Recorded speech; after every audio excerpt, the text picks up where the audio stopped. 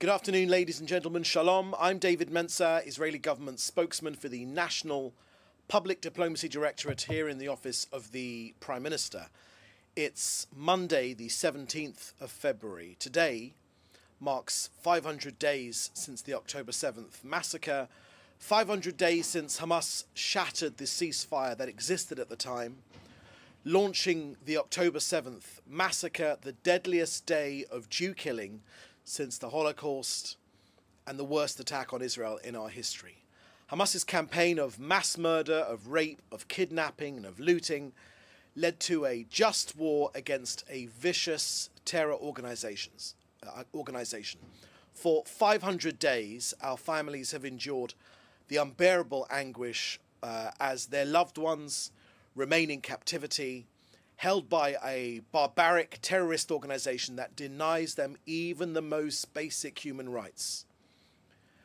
Hamas leader Yahya Sinwar's objective was to break apart the US-Israel alliance, amongst other things. Sinwar looked at the protests on US campuses and in many other places around the world and thought he was winning. He was wrong.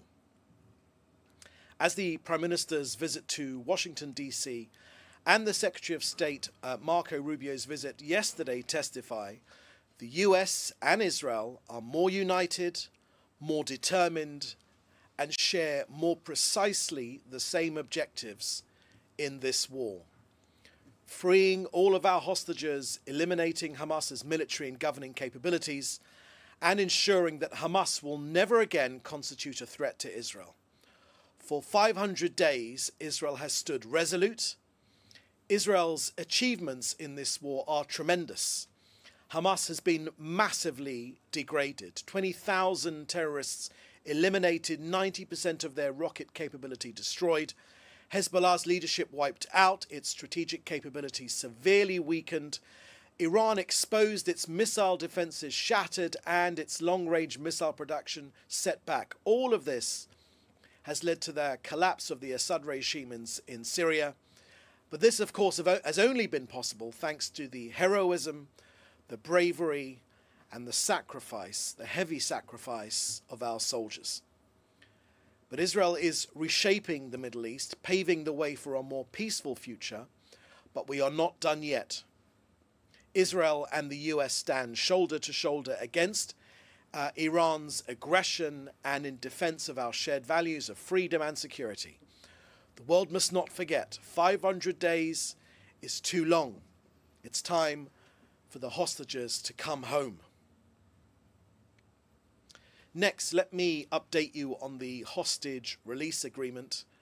In coordination with US Presidential Special Envoy to the Middle East, Steve Witkoff, the Prime Minister yesterday instructed Israel's negotiations team to leave for Cairo in order to discuss the continued implementation of the first stage of the deal. Following this evening's Security Cabinet discussion, the team will receive renewed instructions for the continuation of the negotiations regarding the second stage. So there is no surprise, Israel will not allow violations of the framework by Hamas. Israel's government and the Trump administration are working in full cooperation and in full coordination. Our enemies should be in no doubt of the fact that we are working extremely closely together with no daylight between Jerusalem and Washington, D.C. 73 hostages remain captive in Gaza. The living and those murdered by Hamas. Israel's moral and ethical obligation is to get them home, and it's only matched by our determination to do everything in our power to get them home, every last one of them. As part of the first stage of the framework, 19 Israelis, 5 foreign nationals have so far been released alive, and 14 more hostages are expected to be released in this initial stage. So the question we're often asked is, why does Israel insist on the end of Hamas? I'll tell you through the reported testimony of Ohad Ben Ami. He was released a week ago, just over a week ago. This is the brutal reality of Hamas captivity. It's rarely reported, unfortunately, in the media. Mr. Ben Ami spoke about severe malnutrition and starvation. Ohed Ben Ami and other hostages were released in an emaciated state, significant body weight lost due to prolonged malnutrition, deliberately deprived of food, forced to ration scraps, and at times decide among themselves who would eat and who would go hungry.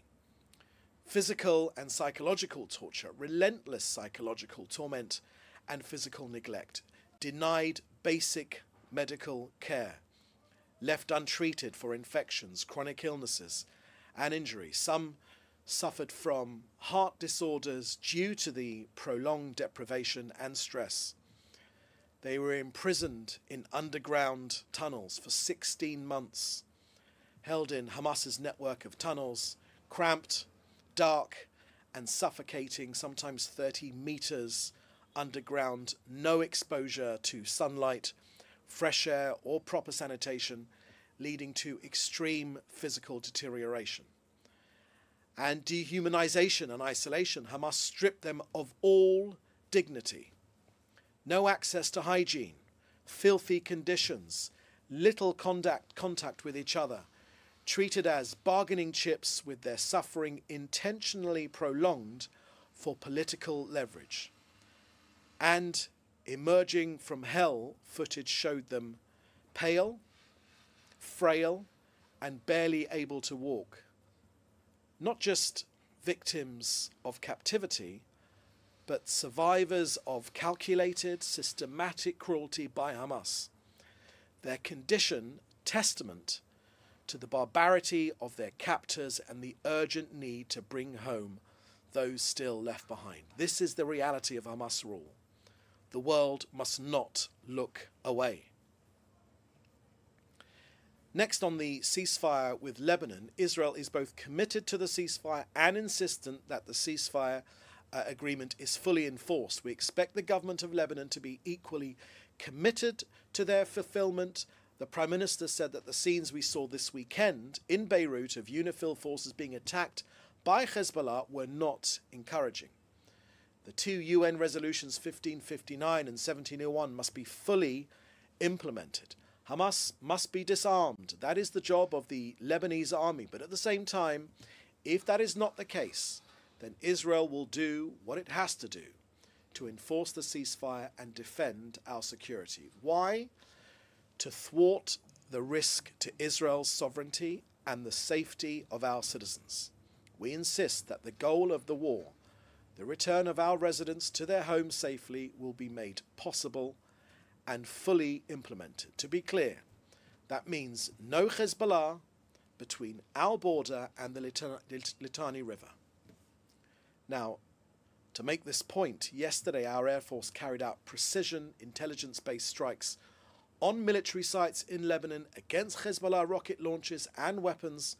Hezbollah terrorist activity at these sites is in violation of the understandings between Israel and Lebanon.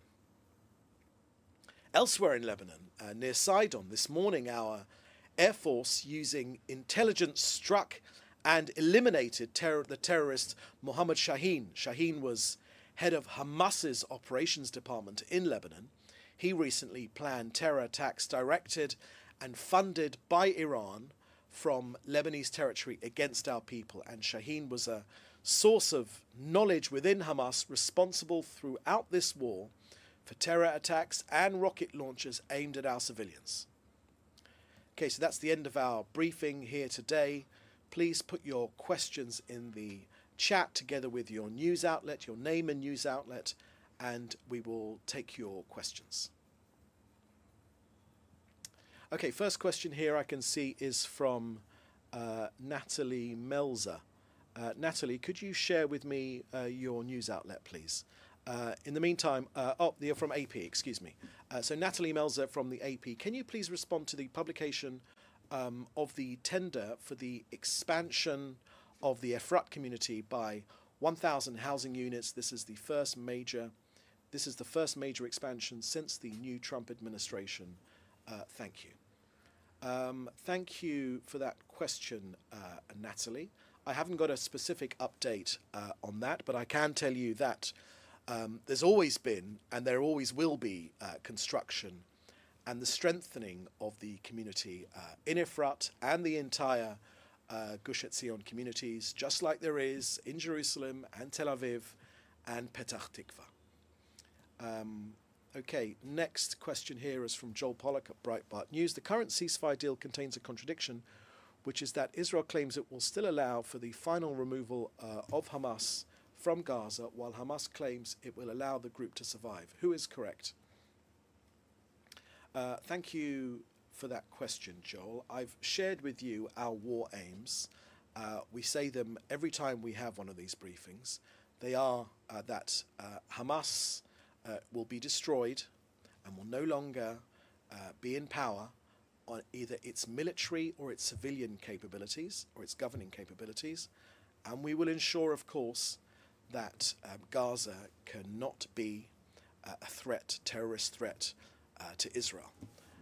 And in addition, of course, we have spoken about our insistence on getting every single one of our hostages released. They must be released right now. Those are our war aims. We've said that from the very, very beginning. The Prime Minister has been extremely clear on this point. He has not wavered on that point. Many have doubted whether those achievements are achievable. Up until this day, the Prime Minister is determined, and this government is determined, and the people of Israel are united on this fact that Hamas can no longer be in control in Gaza. Okay, next question from Joel Pollack. Does the Trump administration's evident interest in some kind of deal with Iran make it more difficult to contemplate military action against the regime? Well, let me share with you our current view on Iran, because the Prime Minister has made clear over the years that Iran cannot be allowed to achieve a nuclear weapon. Now, I'm not quite sure to what you're referring to, Joel, but President Trump agrees with this.